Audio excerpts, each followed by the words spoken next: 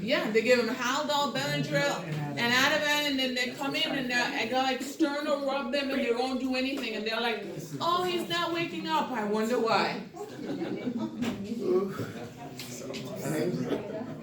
Okay.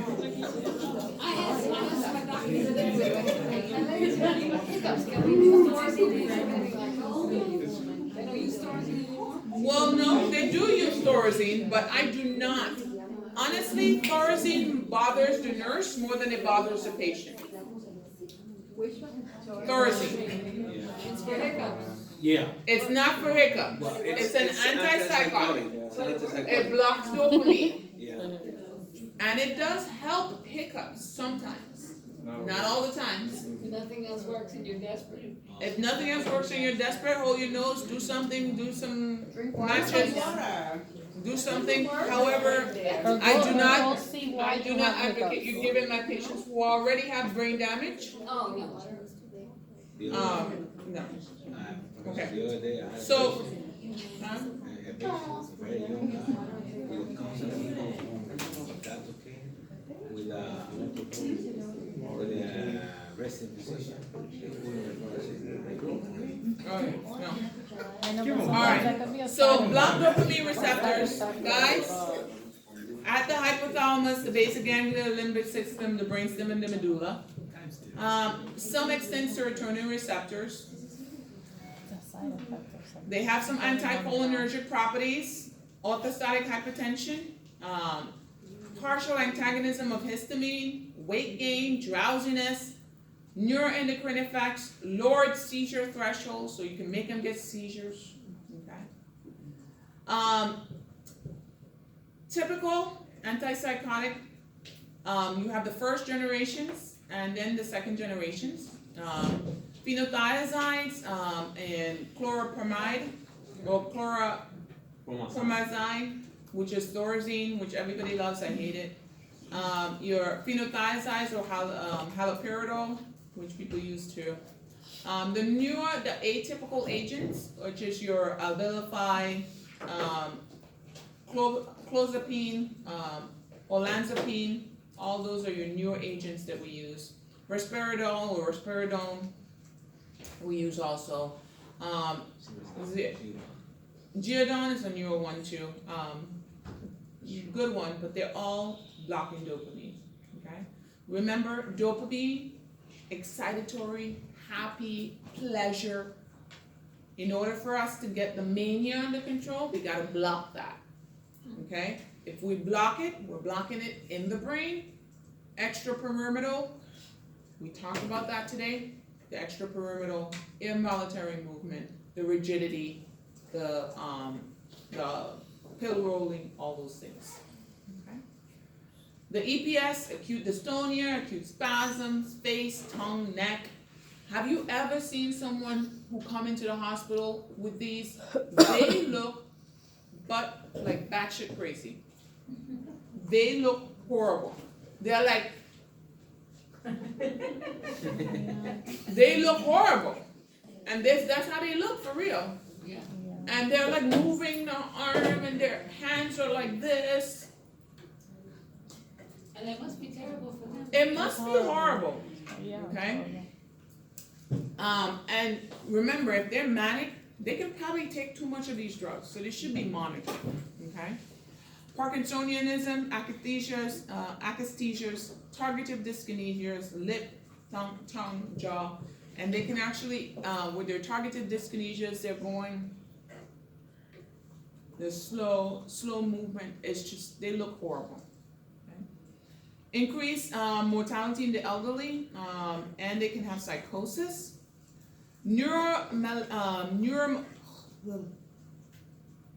NDMS. Neuroleptic malignant syndrome. I was talking too fast. My brain was going faster than my mouth. It's like a mirror of serotonin syndrome, but this occurs when you block dopamine, okay? And usually what happens with these patients is they get severely hyperthermic, okay? They have these muscle breakdown, They can actually go into renal failure. They have severe, their temperature shoots up to like 105. Okay. They get hypertension, altered mental status, okay? And they are, you can treat them with dantrolene in these patients. Most of the time you withdraw whatever you're giving them, whatever the drug is, and you're gonna flush them out. You're gonna give them a whole lot of fluids, okay, to flush the system. No, there's no reversal agent. Okay. You can actually induce it by abruptly withdrawing the dopamine agonist. Fever, encephalopathy, encephalopathy, vitals unstable, elevated CPK because of the muscle breakdown, rigidity, autonomic changes, rigidity, I have rigidity twice, mental confusion, and fever. Okay. Central acting muscle relaxants, you have baclofen, is one of them, methocarbamol, which is robaxin, which is another one. Mechanism of action, they don't know how they work, but they know they work. They can be very sedating in some realm, so you have to be careful when you give them. Dantrolene treats spasticity associated with upper motor disease. It disrupts the release of calcium from the sarcoplasmic reticulum. That's why it works for neuroleptic malignant syndrome. And we use it a lot for malignant hypothermia, especially in patients who have gotten anesthetic agents. Okay. Botulism toxin inhibits the release of acetylcholine. The innervation of sweat glands and paralysis, you can use. We use it just to make our face pretty.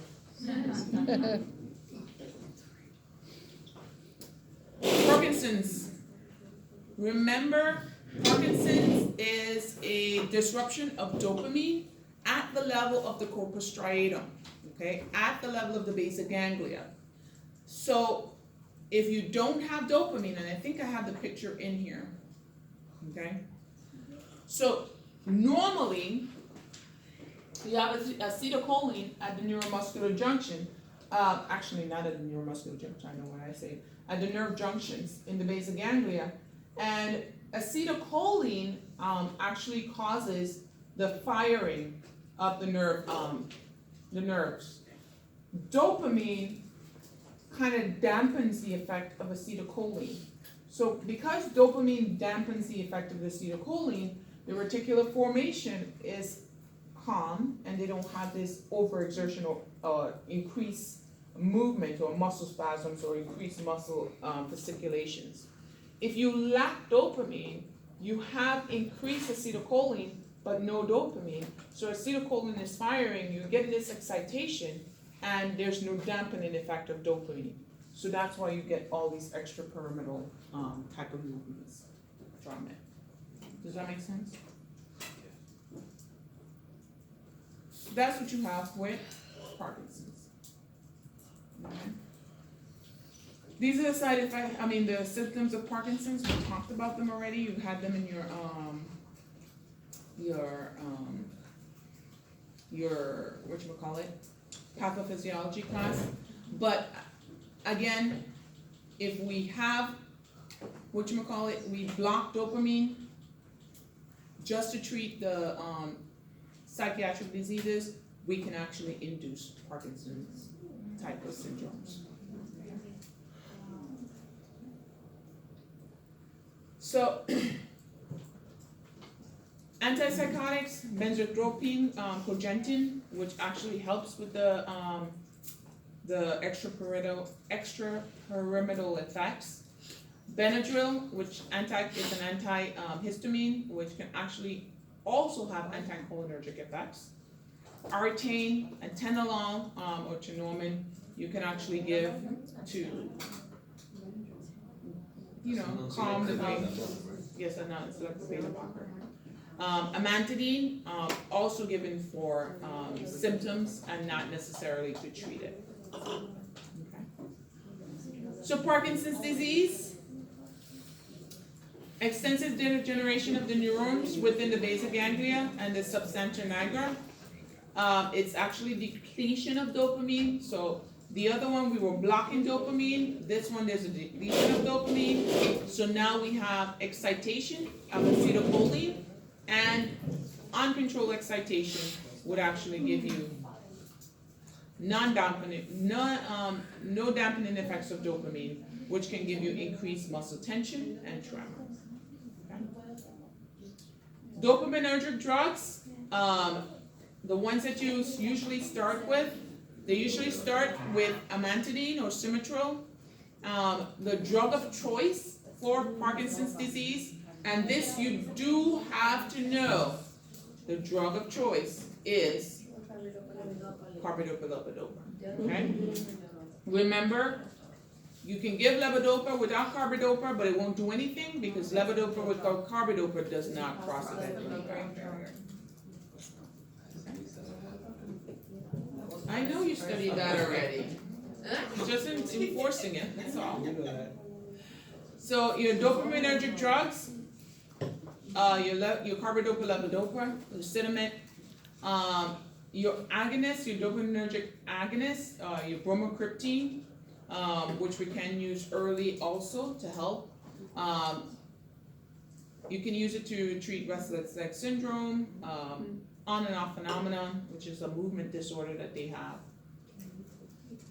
MAO-B inhibitors, sertraline, and razoline are also drugs that we can use to enhance the dopamine at the basal ganglia or at the nerve junctions.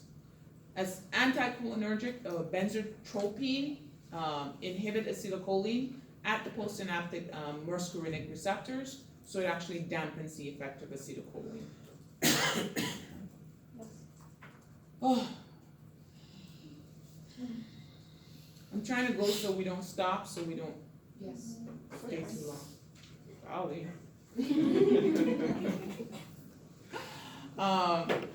Ethacapone and talcapone are also COMT, I won't try to say that, inhibitors, which inhibits the degradation of dopamine. It stops the breakdown of dopamine. Okay? And usually you can use that in conjunction with your carbidopa-levodopa. Amantadine or Cimetrol, it blocks the reuptake of dopamine in presynaptic neurons. We actually give amantadine as a first choice drug before they start them on a carbidopa-levodopa. So early, in the early stages, they will give Cimetrol. Okay. Oh, Jesus Lord. Dopaminergics, we want dopamine, so it actually restores dopamine in the brain. Okay. Drug reactions, of course, we have many. Interactions, anything that increases dopamine can actually interact with anything that increases epinephrine and norepinephrine, because these are all excitatory neurotransmitters. Okay. How to monitor? You're going to basically look at the patient. If the patient comes into you and they're like this, and you give them the drug and they're like this, then you know it's working. Okay?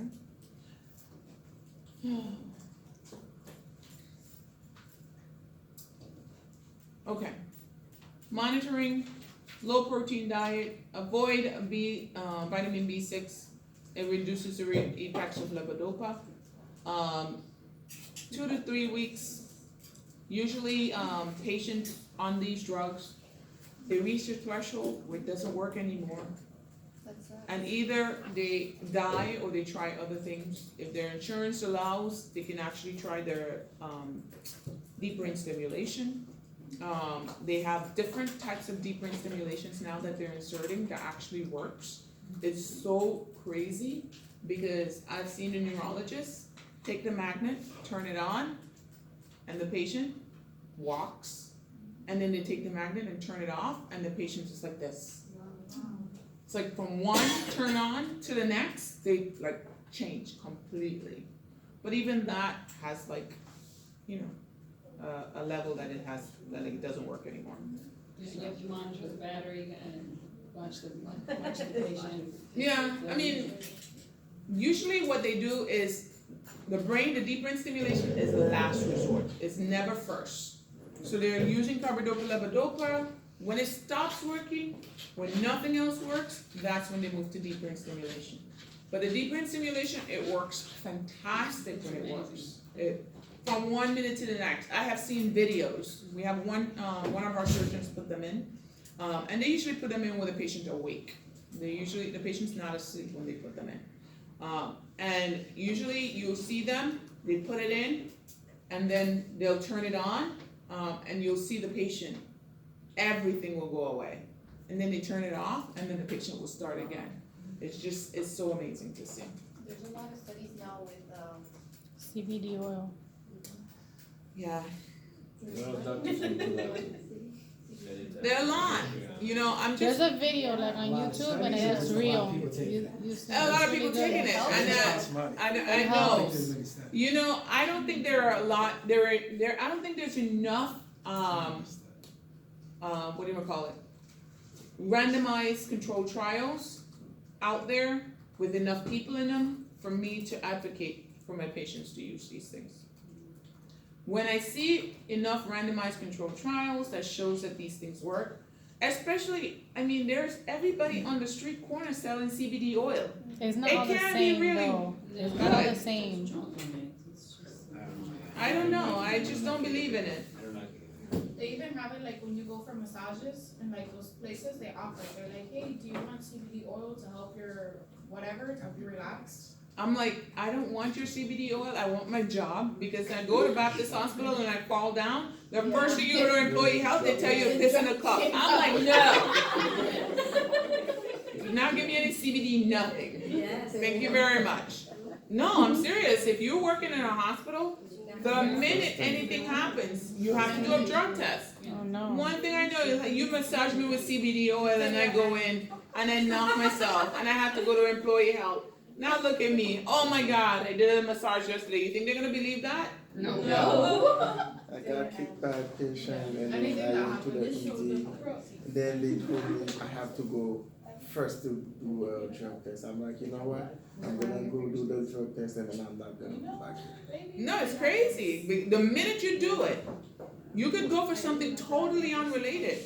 In healthcare, they make you do a drug test. So I'm like, you could keep your CBD oil over there. I know. I fell and I went straight to the ER and I had to do a drug screening. Yeah, I'm taking with cannabis oil, ivermectin. Vomiting and gastric pain, and they have to take hot showers, one to the other, one to the other. That's the only thing that alleviates that. It's very bad. It's cannabis, ivermectin. If I don't take cannabis for my asthma, I'm not taking it for anything else. All right, guys, insomnia. What are we gonna use to treat insomnia? Besides CBD oil. Tell me, what do you think we're gonna use? We have Ambien, So by the side effect, I don't like them. we have Lunesta. These are non-benzodiazepine agents, okay? You have the one that modulates GABA, Ambien. This has actually the lowest side effect profile, okay? Strong hypnotic, huh? Ambien. And Lunesta too. Less than Benadryl? You know what? Benadryl is really good, but I am convinced that my eyesight got really bad after I started taking Benadryl at night to sleep. Because now I can't wear my contacts. And what does Benadryl, what properties does Benadryl have? It's an anticholinergic, it dries you out. So it actually helps me sleep because it helps my postnasal drip and everything else. But I cannot, if I put my contact lens in, the minute I blink, it pops right out. And just looking at you, if you notice that I look down when I teach now, because looking at you, you start getting blurry. My vision is that bad with my glasses. How about some melatonin? Melatonin, I feel like I feel like I'm flying. See where you CBD. Describe the feeling of flying. No, I'm dead serious. Like, have you ever? I've taken melatonin, and I feel like I'm forever falling. No, that's the worst. And I'm like, I'm holding I on to the hate bed. My boyfriend woke me up. He's like, "What is wrong with you?" I'm like, "I'm falling. I'm falling." Yeah. That's such a bad feeling. I just need to sleep with nothing. Or that tea. Go get the sleepy time. There's extra sleepy time. Okay, your other nuns up, guys. Let's go so we can finish and go out of here. But not You know the non-benzo, xylitol or Zonata, which is also interacts with GABA. Anything that's GABA induced will put your will relax your neurons. Okay. The one thing you want to remember is no lingering daytime sleep, sedation that we see with that. It's not working anymore. Antihistamines, okay? Remember, antihistamines have anticholinergic effects, so you want to watch out for those things. Benadryl is the one. CNS depressant, it actually crosses the blood-brain barrier. It's a very lipophilic drug. Antidepressants that can actually help you sleep.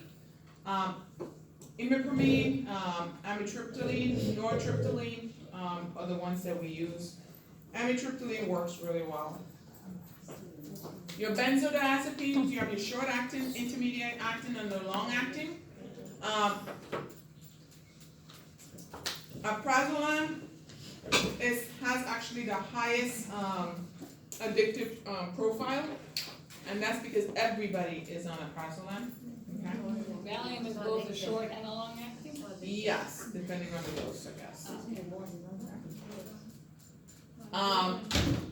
Valium is actually the #1 choice because of the short-acting abilities for status. You can use diazepam and lorazepam for status. Alprazolam or oxazepam, Surax is the drug of choice for people with hepatic failure because it's not metabolized by the liver. Surax.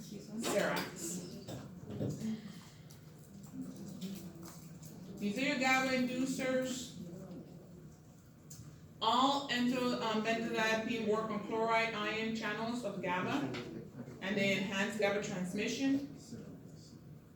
Non-benzodiazepine GABA agonist is Buspar or Buspirone.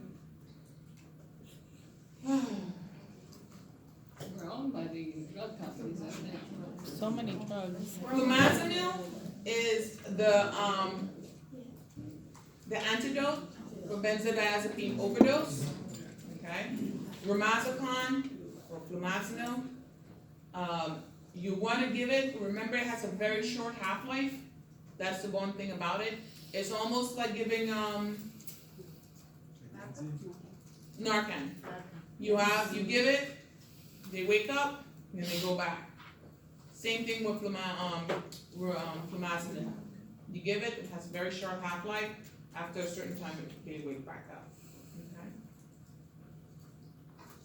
Okay. Anxiety, we can use a lot of the drugs that we use for depression for anxiety because of their effects. SSRIs, SNRIs, they advocate that you use these for anxiety rather than using your benzos because of the addictive effects. Remember, benzodiazepines are your schedule, I think it's a schedule 4 or schedule 5.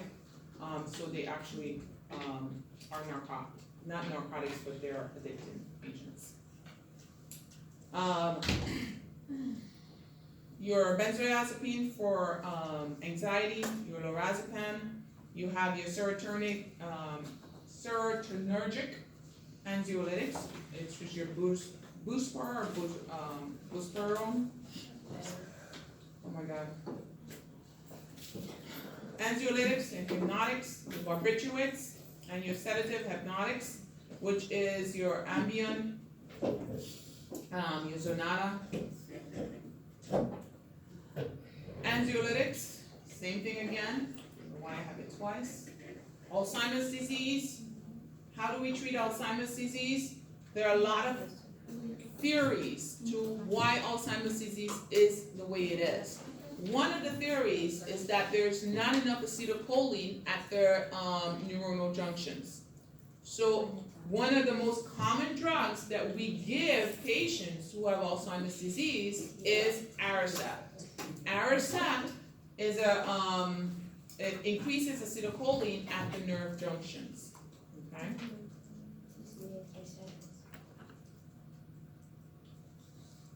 So this Donazepam, rivastigmine, tarsine, galantamine, all those neostigmine, these are all cholinesterase inhibitors, which actually blocks the breakdown of acetylcholine at the nerve junctions, which actually increases acetylcholine in the brain, which actually they believe helps with cognition, it helps with neuronal firing, that's why it helps with memory. This is just one of the theories that they have. Adverse effects, if you increase acetylcholine at the neuronal junction, you can have too little and you can have too much. So you can actually have a cholinergic crisis. A cholinergic crisis, have you ever seen a dog that ate a frog? Yes. What do they look like? They're drooling, they're like going crazy, they're shaking. That's what you really look like, okay? Because they have a cholinergic surge, okay? You have that also when they eat like a poisonous mushroom. The same thing, okay? Severe nausea, vomiting, bradycardia, sweating, convulsions, circulatory collapse, and they can actually have respiratory arrest. Okay? If you have a cholinergic crisis, which means that if you have a cholinergic crisis, remember, acetylcholine in the brain is excitatory. Acetylcholine in the heart is inhibitory. So what's going to happen? The heart's going to stop beating. Okay? At the level of the vasculature, you're not going to have the effect of norepinephrine causing vasoconstriction. You're going to have vasodilation. So you're going to have cooling. You're going to have lower blood pressure, low heart rate, and definitely circulatory collapse and death. Okay. Just think about it. What happens if you have too much? It's the same thing. If you have too much and too little, they look about the same.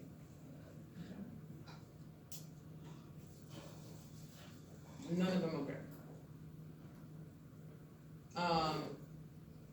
So adverse effects, bradycardia, of course, increased gastric secretion. Remember what the parasympathetic nervous system do. The parasympathetic nervous system in the GI tract, it causes peristalsis. So if it causes peristalsis, if I'm going to increase acetylcholine, I'm going to increase peristalsis. Okay? It causes bradycardia, so I'm going to increase bradycardia if I have too much. Asthma, you have to watch out for this because it actually can increase bronchoconstriction. Because remember, the sympathetic nervous system causes bronchodilation. The parasympathetic nervous system causes bronchoconstriction. So you can actually get bronchial constriction. Decreased pressure seizures, muscle cramping because of the increased acetylcholine at the neuromuscular junction. Okay. N-methyl aspartate receptor antagonist. Memantidine, it blocks the excitatory effects associated with glutamate. Okay.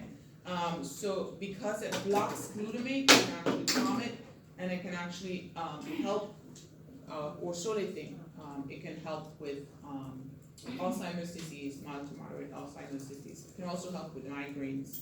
Okay? The best way to treat someone who has Alzheimer's disease is to start them on the Aricept and then to add the Namenda. Okay? They both potentiate the effects of each other. So treatment is both, not one or the other. Sertraline is an MAOI inhibitor, potential treatment option for, Alzheimer's dementia. And they have all these atypical agents. One of them you see is HMG CoA reductase inhibitors. What are these? For cholesterol, yes. There are some studies that have shown that these drugs actually decrease inflammation at the level of the cerebral cortex and actually can help patients with Alzheimer's dementia. Now, there are not a lot of studies out there, and the evidence is not really strong. So you see them saying atypical agents, because they're still not, this is not primary treatment, but they see it as an add-on. If I start having dementia or Alzheimer's, I don't care. I can have low cholesterol, just give it to me. I'll keep my scruples for a little while longer. Usually, sometimes patients with Alzheimer's dementia can have some psychiatric effects, and you can give them the for their non-cognitive symptoms.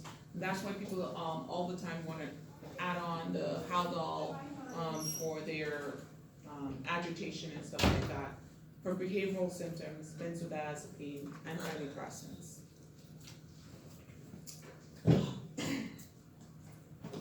Avoid medications with sedating or anticholinergic effects, so you don't want to give patients with Alzheimer's anything like Benadryl. A lot of times people give them Benadryl in the hospitals to sleep, and then they turn out batshit crazy.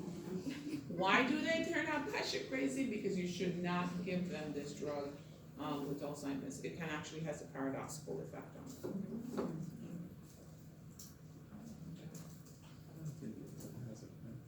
How to monitor, assessment tools, you have these mini-mental exams, you have the Holstein mini-mental exam, the CATS assessment tool, and that just basically tells you how long they can live alone. Caregiver education, very important. Mood stabilizers. Lithium is a mood stabilizer. Lithium carbonate. Lithium carbonate is just a bad drug. Very narrow therapeutic index, okay?